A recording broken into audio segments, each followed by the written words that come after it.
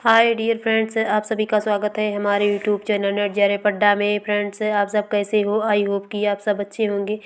Friends, आज हम ऐसे एक बेस्ट यूनिवर्सिटी के बारे में बात करेंगे जो कि एक सेंट्रल यूनिवर्सिटी होने के साथ साथ नंबर 1 रैंकिंग वाली यूनिवर्सिटी है, जिसको कि नैक ने 2021 में A++ की रैंकिंग दी थी।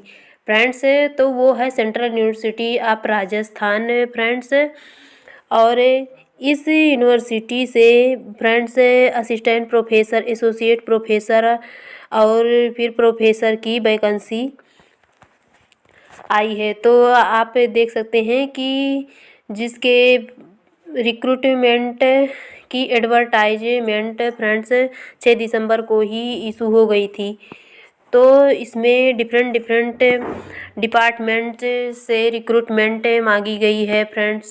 तो हम देखते हैं जो कि सैलरी है फ्रेंड्स, जैसे कि प्रोफेसर की जो सैलरी दे रखी है फ्रेंड्स, तो वो जो बेसिक पे एज पर 7th CPS के अकॉर्डिंग है, जो कि पेमेंट लेवल 14 के अकॉर्डिंग वर्टिकल रेंज आप पे लेवल जो है वो सैलरी है असिस्टेंट प्रोफेसर की 1,44,200 से लेकर 2,18,200 तक के बीच आपका रहेगा। और एसोसिएट प्रोफेसर की बात करें तो फ्रेंड्स इसका पे लेवल 13A के अकॉर्डिंग वर्टिकल रेंज आप पे लेवल जिसका सैलरी रहेगा 1,31,400 के से लेकर के 2,17,100 के बीच फ्रेंड्स। और वहीं असिस्टेंट प्रोफेसर की बात करें तो इसका पे लेवल 10 के अकॉर्डिंग वर्टिकल रेंज ऑफ पे लेवल के अकॉर्डिंग फ्रेंड्स 57,700 लेकर 1,82,400 के बीच होगा आपका फ्रेंड्स सैलरी। तो इसमें जो डिफरेंट लेवल से आई है डिपार्टमेंट से वैकेंसी, हम उसकी बात करेंगे फ्रेंड्स। अब इसको डिटेल में देखेंगे। तो जैसे कि दिया है कि कंप्यूटर साइंस है, इसमें है 3 वैकेंसी आउट हुई है। डाटा साइंस एंड एनालिटिक्स में 1 वैकेंसी है। तो काफ़ी सारे डिपार्टमेंट्स हैं, जैसे कि मैथमेटिक्स हैं, स्टैटिक्स हैं, स्कूल ऑफ लाइफ साइंसेज में से है microbiology, school of chemical sciences and pharmacy में है chemistry, school of social sciences में से हैं जैसे कि कल्चर एंड मीडिया स्टडीज़ हैं, public policy, law and governance से वैकेंसी आई है। और भी डिपार्टमेंट जैसे कि फ्रेंड्स सोसाइटी टेक्नोलॉजी इन्फ्रेंस से वैकेंसी आई है। School of engineering and technology में से फ्रेंड्स जैसे कि computer science and engineering department से वैकेंसी आउट हुई है। इलेक्ट्रॉनिक्स एंड कम्युनिकेशन से वैकेंसी आउट हुई है। तो आप देख सकते हैं ये जो कॉलम में दिया है फ्रेंड्स, जैसे कि वैकेंसी, तो ये तो है टोटल वैकेंसी, पर यहाँ जो दिया है फ्रेंड्स जैसे कि 1 पोस्ट है UR यानी कि अनरिजर्व पोस्ट, जो कि जनरल के लिए है। यहाँ फिर OBC दिया है, फिर UR दिया है। और इधर देखेंगे तो फ्रेंड्स जैसे कि दिया है EWS एंड OBC बैकलॉग। मैंने आपको पहले भी बताया है फ्रेंड्स कि जो बैकलॉग वैकेंसी ऐसी वैकेंसी होती है जिनका एडवर्टाइजमेंट पहले हो चुका होता है, यानी कि उनकी रिक्रूटमेंट पहले कभी आ चुकी होती है, पर किसी वजह से वो फार्म में फिल नहीं हो पाता, यानी कि उनकी पोस्टिंग नहीं हो पाती। तो फ्रेंड्स ये सिर्फ उन्हीं कैटेगरी के द्वारा सेलेक्ट किया जाएगा, जैसे कि इसी कैटेगरी यानी कि EWS OBS कैटेगरी के द्वारा ही इसको फिल किया जाएगा फ्रेंड्स।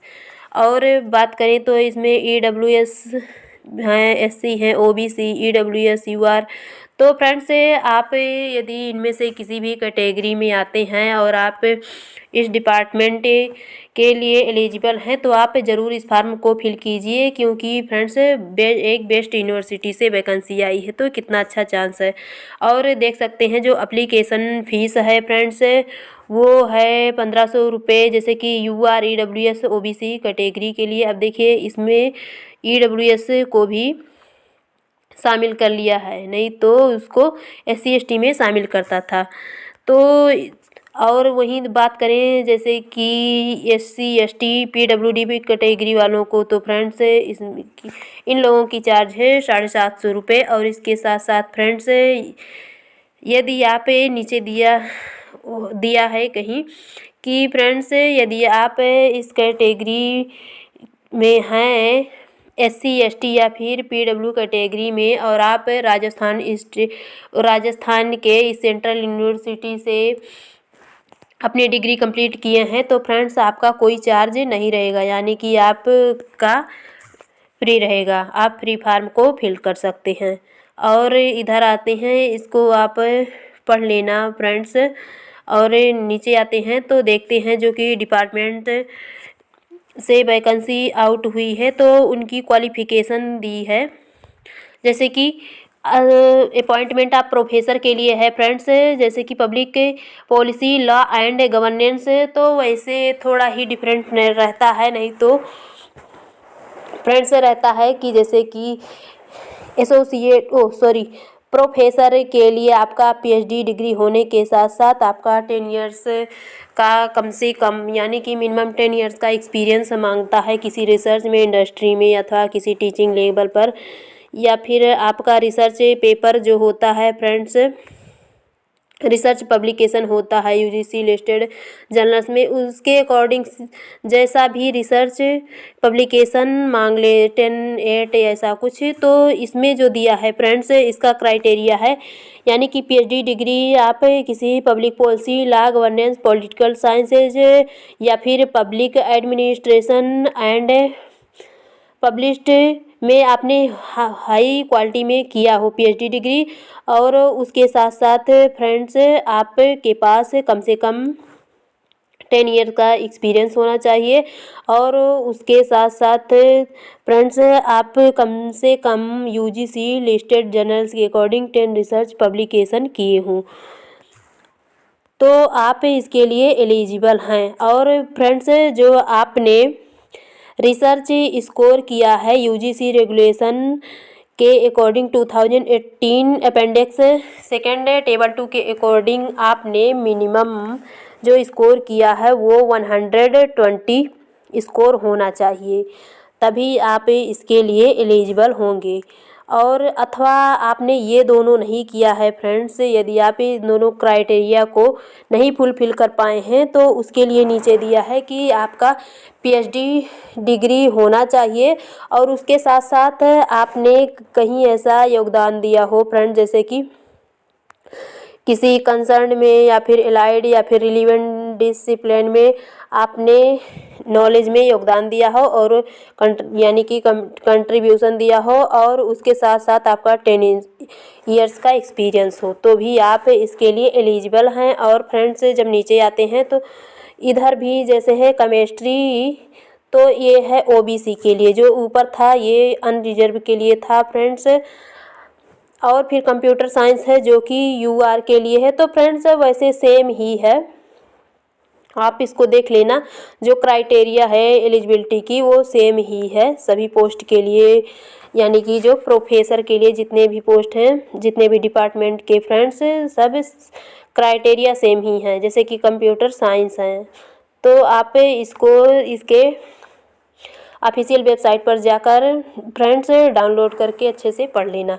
और भी जो हैं तो इन सब की क्राइटेरिया सेम ही है। अब आते हैं फ्रेंड्स जो कि एसोसिएट प्रोफेसर की जो वैकेंसी आई है, जैसे कि कल्चर एंड मीडिया स्टडीज़ हैं, इसमें OBC 1, इसमें देखिए उसमें बैकलॉग वैकेंसी नहीं थी पर इसमें बैकलॉग वैकेंसी है।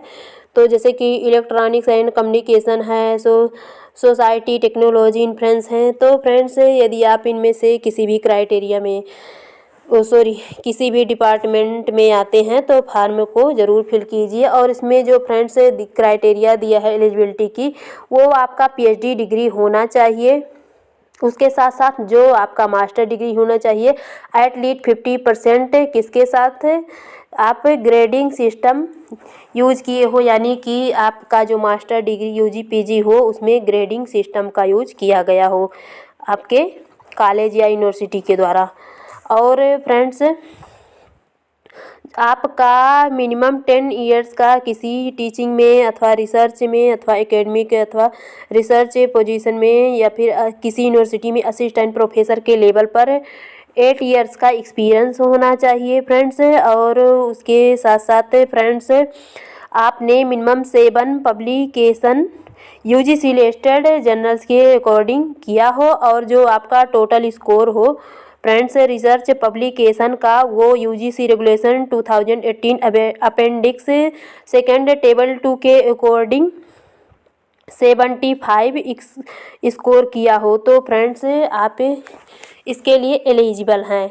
और फ्रेंड्स वहीं जो बात करें इलेक्ट्रॉनिक एंड कम्युनिकेशन की तो सेम ही एलिजिबिलिटी है, थोड़ी बहुत डिफरेंस होगी फ्रेंड्स, आप इसको अच्छे से देख लेना कि जो मास्टर वाली है फ्रेंड्स मास्टर डिग्री की परसेंटेज वो थोड़ा बहुत डिफरेंस हो सकता है बस, और कुछ नहीं, या फिर थोड़ा बहुत रिलैक्सेशन हो सकता है, बस इतना ही डिफरेंस होगा। तो ये सब एलिजिबिलिटी सेम ही है। और जब आते हैं फ्रेंड्स असिस्टेंट प्रोफेसर की एलिजिबिलिटी की बात करते हैं तो फ्रेंड्स इसमें दिया है जैसे कि कंप्यूटर साइंस है तो इसमें भी बैकलॉग वैकेंसी है, ओबीसी के लिए एक वैकेंसी, जैसे कि मास्टर डिग्री आपने सीएस या फिर आईटी सेक्टर में या फिर सीएसई या फिर कंप्यूटर एप्लीकेशन में किसी इंडियन यूनिवर्सिटी से अथवा किसी फॉरेन यूनिवर्सिटी से जो कि एक्रीडिएटेड हो यानी कि मान्यता प्राप्त हो वो यूनिवर्सिटी जो आपने फॉरेन से किया है, और जो आपका मास्टर डिग्री का परसेंटेज होना चाहिए वो एटलीस्ट यानी कि कम से कम 50%, और जो 2 इयर्स का है उनमें से जो पूर्ववर्ती यानी कि फर्स्ट ईयर का हो उनमें 55% होना ज़रूरी है। और उसके साथ साथ आप नेट क्वालिफाइड आपके लिए होना ज़रूरी है। और फ्रेंड्स जो भी कैंडिडेट्स पीएचडी होल्डर्स हैं तो आपको पता है कि पीएचडी होल्डर्स को फ्रेंड्स रिलैक्सेशन मिलता है, तो वैसे इसमें भी रिलैक्सेशन मिलेगा, ये नहीं दिया है कि क्या मिलेगा। तो यूजीसी रेगुलेशन एक्ट 2018 के अकॉर्डिंग इनको फ्रेंड्स रिलैक्सेशन मिलेगा। तो जो ज़्यादातर रिलैक्सेशन मिलता है फ्रेंड्स उनको जो रिटन टेस्ट होता है उससे रिलैक्सेशन मिलता है, वो डायरेक्ट इंटरव्यू के लिए बुलाए जाते हैं। तो फ्रेंड्स ज़्यादातर यही होता है। तो सेम ही भले ही डिपार्टमेंट अलग है जैसे कि कंप्यूटर साइंस है तो फ्रेंड्स जो आपकी एलिजिबिलिटी क्राइटेरिया है वो सेम ही है, बस थोड़ा बहुत ये मास्टर डिग्री वाली परसेंटेज में डिफरेंस हो सकता है।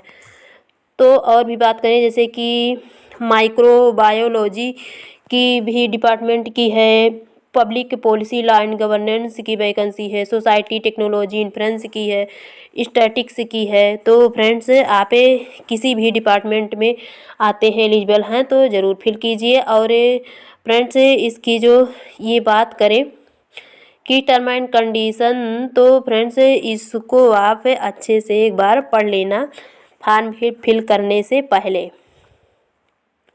और बात करें जो फ्रेंड्स नीचे आते हैं तो नीचे दिया है जैसे कि यदि पीडब्ल्यूडी कैंडिडेट्स हैं तो 40% relevant disability shall not be considered for any concern relaxation यानी कि 40% रिलैक्सेशन जो है कि। और नीचे आते हैं फ्रेंड्स जैसे कि इसमें दिया है कैटेगरी कैंडिडेट्स जो कैटेगरी दिया है एप्लीकेशन फ़ीस है। तो देखिए मैंने ऊपर भी बताया था कि जैसे यूआर ओबीसी और ईडब्ल्यूएस के लिए 1500 रुपये चार्ज है और एससी एसटी पीडब्ल्यू के लिए 750 है। और यदि आप रेगुलर एम्प्लॉई हैं सेंट्रल यूनिवर्सिटी ऑफ राजस्थान से किसी भी कैटेगरी के तो आपके लिए कोई चार्ज नहीं है, आप फ्री ही एप्लीकेशन फॉर्म को फिल कर सकते हैं।